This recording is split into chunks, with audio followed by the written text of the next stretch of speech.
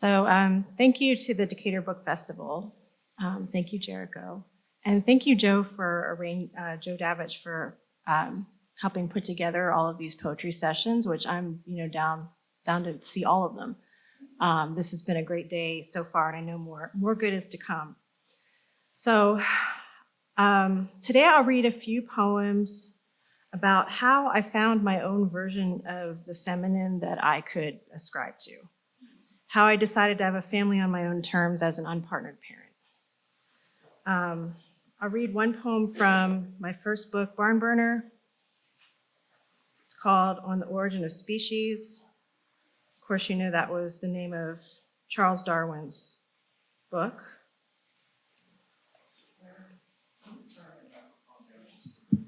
Oh no, you can't hear me? Okay. On the Origin of Species. What if the pilled arms of waiting room chairs in a fertility clinic are the closest I come to natural selection? Date of my last period, hard and fast as my account balance, this perpetual withdrawing of eggs. When I said I wanted this, coughed out in some exam room, I want a baby, as if by saying it, someone else would have to deal with that. The doctor asked if I'd ever thought about just having sex. As in, maybe you find a decent man and forget the condom. Maybe you say you're on the pill and then you do everything on your own, like always. Instead, I'm on Park Avenue to see how many eggs I have left. It turns out a lot. Grayscale caviar on an ultrasound screen.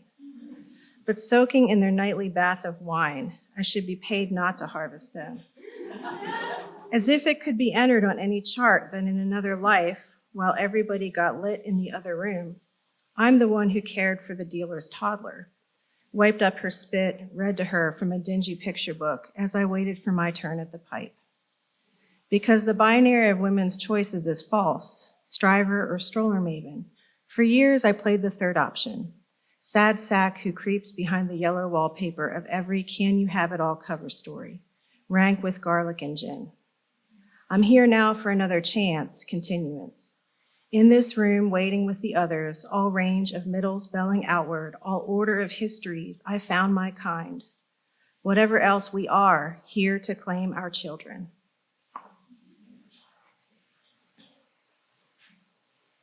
Okay, now I'm gonna read from No Spare People, which is the one that's for sale outside, my second book. This is a poem about, I think, possession and ownership, which I reject. Homewrecker. You'd have to understand the home as a unified construct, as a guarded entity, locked up like a bank vault, a virgin, or like a rarefied set of collectible dolls with no inherent value but worth agreed upon. You'd have to really buy into that.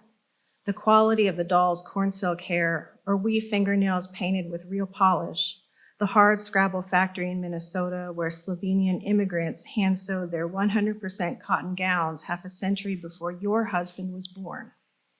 You need to assume that a man could be as pliant as one of those plastic, factory-built objects, his limbs grooved to only move certain ways, careful turning the head as it's liable to snap off with enough hard twisting. Do you personally know a particular man like this, a vessel, or will any man do, whose attention turns lightly on a thick, nearby thumb? Are you lucky to seize such an empty wisp of a man, to grip tight to that vacancy and hold fast, you good girl? Okay, so now I'm going to read a poem. I swear I mark these, and then I get up here, and I'm like, what are numbers? So this is a poem about being a woman who is white in the southern U.S. It occurred to me that when I was writing about moving to the South as I did, that there was something I was missing in what I was writing, and that was the connection between patriarchy and race. White woman. The men in my state clean up, in suits that fit and faces shorn for work. And this place has made me prettier, spanked the hard vowels right out of my mouth. Every door swung open for me, a man behind it beaming a question, an allowance. Ma'am? True, some days I'm the pioneer wife, keeper of the homestead, But others, I'm absurdly educated for a uterus, afraid I'll forget how closely this place once held water fountains as an organizing force, still does. The northern states are self-satisfied, segregated too, but here I am whiter, a white weapon to be wielded, a pliant, powerful fool. I've never been so queer as I am in the South, where we're taught to call a scrape of cells baby preborn, like cake mix or powder cement to be reconstituted by men. Like water, men are everywhere, and I am a vessel, unmatched, unmarried, a chamber to be eyed. Some northern men would like to handle me too, but for now I moderate my voice, and when I get a ma'am, I nod my princess nod. The men in my state clean up, and so do I, but if prettier is a door to walk through, where does it ever get me? I say the only words safe for me to say, thank you, beg your pardon. I lilt them like charms as I search for my way out. So the next poem is, a lot of this book is about having my daughter, things I didn't anticipate when I decided to have a child with donor sperm. One of them was being pregnant on my own, trying to work, trying to find a job, things like that, because I was not working at the time. And so this poem, I wrote a couple poems called Maternity Exhibits, and they were just sort of about maternity. This one is called Maternity Exhibit as the Singularity. Let this rift open. Measuring tape season, belly smeared with gel and wand pressed gently to flesh season, persistent ba-bum like radio from space. Season of friends and competitors who offer congratulations in earnest, or glee she's ruined her shot at the good jobs.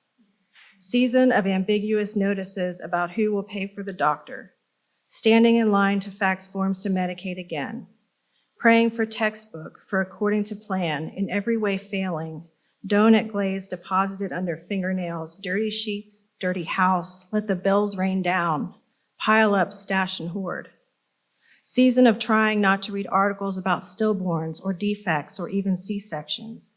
Woman working like she knows when she'll die, as in every twilight zone where foreknowledge is a curse. Long hours made longer by the body's automatic cellular work. Season of a hand fisted behind the back. Expression flattened to absorb every well-meaning homily about parenting, as if a woman pregnant is a farm animal, only caring to alternate between trough and pen, treated as such by doctors. How easily they could put away a mother thought dangerous for the baby. Season of intense physical loneliness, no coffee, no wine, be careful in the stairs, long walks from inconvenient parking, effort of moving a body through space. The mother made finite while inside her exists any and all unknowns, the birth of her child, its own terrific event horizon. Soon it will be over. Let whatever comes, come. Let this rift never close.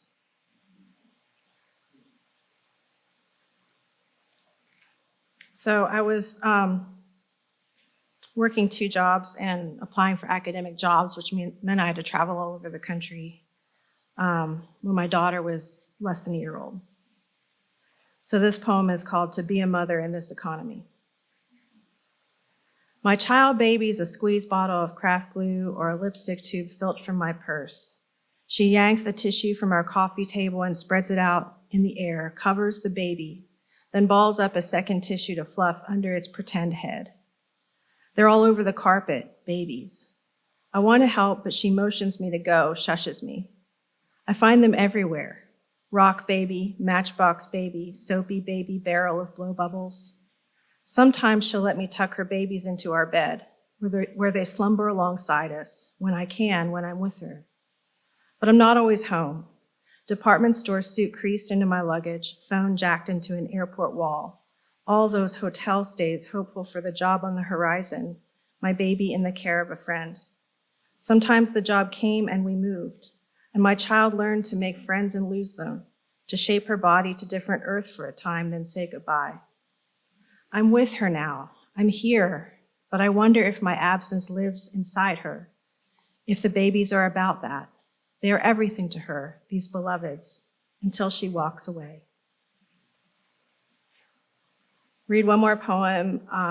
It's the last poem in the book. And a lot of what happens in the book is really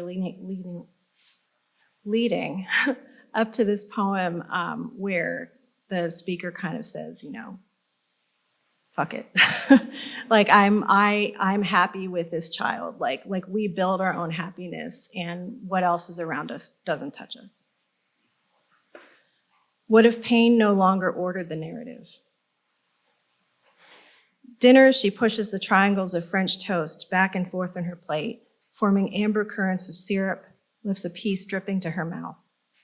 I watch my daughter's jaw work as the restaurant clatters around us, an ordinary vortex of sound.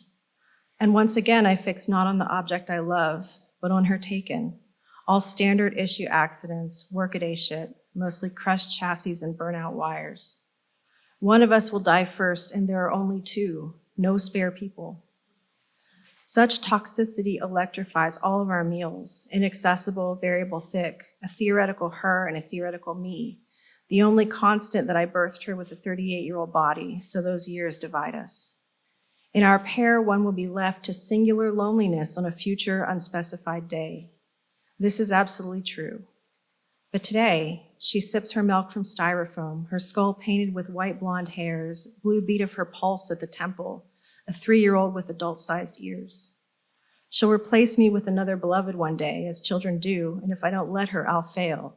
A different failure than those nights she'll bring me books to read when I'm too tired, or years of my tone poisoned by the inevitable fiascos at work, my entitlement pooling in our home like carbon monoxide. I've operated as a vassal in service to a terrible king for so long. Today I wrap her uneaten bacon to take with us and guide her arms to their jacket sleeves. I buckle her in. I don't groan at the train crossing. I allow another car to lurch into the lane ahead of us, and he flicks me the bird. In the rear view, I watch my daughter's eyes, and I don't even curse the titans of industry who set America on fire. On our street, I pull into the long coast of our driveway, the home I pray she'll think of fondly once I'm gone. Except I will never be gone.